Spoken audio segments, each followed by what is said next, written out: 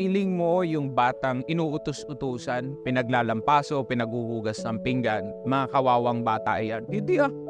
Alam mo natututunan ng mga batang yan? Obedience. Alam mo natututunan yan?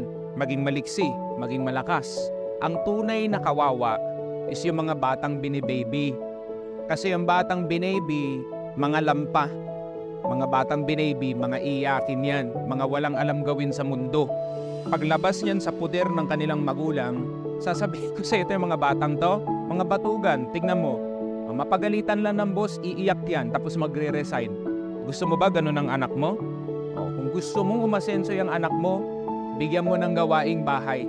Matinding pundasyon yan para makatikim ng tunay na buhay yung batang yan. Mamili ka, malakas na bata or mahina. O ikaw, kapwa magulang ko, ikaw ang pipili niyan. Babyhin mo, lampay ang anak mo.